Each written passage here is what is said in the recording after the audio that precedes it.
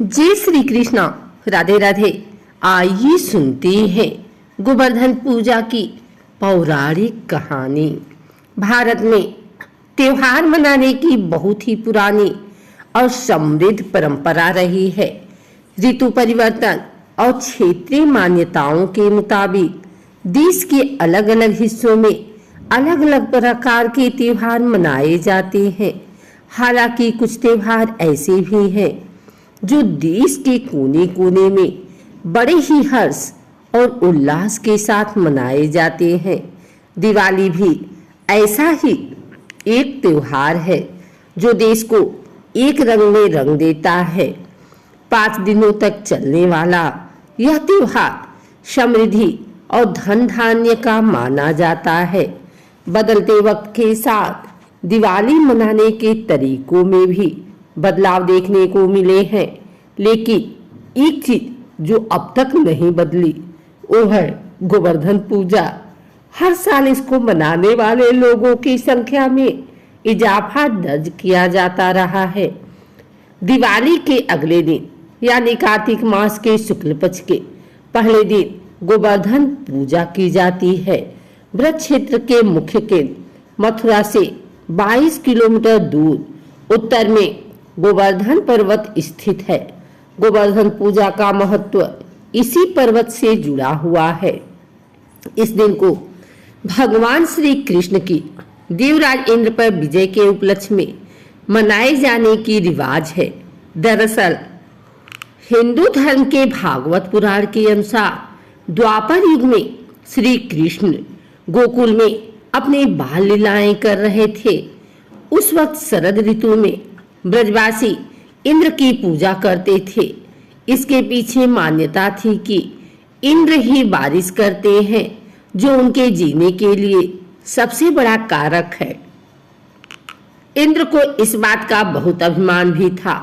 कृष्ण चाहते थे कि लोग इंद्र की वजह गोवर्धन पर्वत की पूजा करें, क्योंकि बारिश और पर्यावरण की शुद्धता गोवर्धन पर्वत की वजह से है।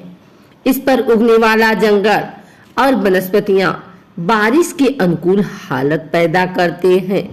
चूंकि अपनी बुद्धिमता और ज्ञान के चलते कृष्ण आम लोगों में बहुत ही लोकप्रिय थे। उनकी तार्किक समझ का लोग सम्मान करते थे। इसलिए ब्रजवासियों ने उनका गोवर्धन पूजा करने का प्रस्ताव मान लिया। सभी गोकुल वासियों ने गोवर्धन पूजा के लिए 56 भोग मनाए। पूजा सामग्री लेकर सब गोवर्धन पहुंचे। देवराज इंद्र को इस बात की खबर मिली तो वह कुपित हो गए। आवेश में आकर उन्होंने ब्रज में मूसलाधार बारिश और तूफान का कहर बरसा दिया। लोग इससे भयभीत हो गए और मदद के लिए चीखने लगे। हालात बेकाबू होते देख श्री कृष्ण ने अपनी तर्जनी उंगली पर गोवर्धन पर्वत को उठा लिया। सभी ब्रजवासी अपने गायों के साथ पर्वत के नीचे आ गए। तूफान का यह सिलसिला 6-7 दिनों तक चलता रहा, लेकिन कृष्ण ने पर्वत को उठाए रखा। इंद्र ने जब देखा कि श्री कृष्ण ने सभी को सुरक्षित रखा है और उसके तूफान और बारिश का कोई असर नहीं हुआ है, तब उसे एहसास हुआ कि श्री कृष्ण कोई और नहीं बल्कि साक्षात विष्णु अवतार हैं। उसने श्री कृष्ण से अपने दुस्साहस के लिए क्षमा याचना की। इस तरह श्री कृष्ण ने इंद्र का अभिमान चूर कर दिया। उसके बाद गोकुल वासियों ने गोवर्धन की पूजा की। उसी दिन से हर साल कार्तिक मास की शुक्ल पक्ष की प्रथम तिथि को गोवर्धन पूजा का सिलसिला शुरू हुआ, जो अब तक जारी है। विष्णु पुराण में इस दिन की महत्ता को लेकर एक वर्णन और मिलता है। राजा बलि किसी भी कीमत पर अपने दिए वचन के लिए प्रसिद्ध थे। भगवान विष्णु उनकी परीक्षा लेना चाहते थे, इसलिए उन्होंने वामन का रूप धारण किया और बलि के दरबार में भिक्षा मांगने पहुंच गए। उन्होंने बलि से कहा कि मुझे आपके राज्य में 3 पग भूमि चाहिए। राजा बलि ने उनके बौने रूप को देखा और कहा कि आपकी 3 पग भूमि तो बहुत ही कम होगी।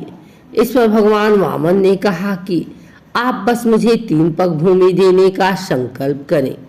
बलि ने उनकी बात सहज स्वीकार कर ली और उन्हें वचन दे दिया। भगवान वामन ने एक पग में जमीन को और दूसरे कदम से आकाश को नाप लिया। अब वचन के मुताबिक तीसरा पग रखने के लिए कोई जगह नहीं बची।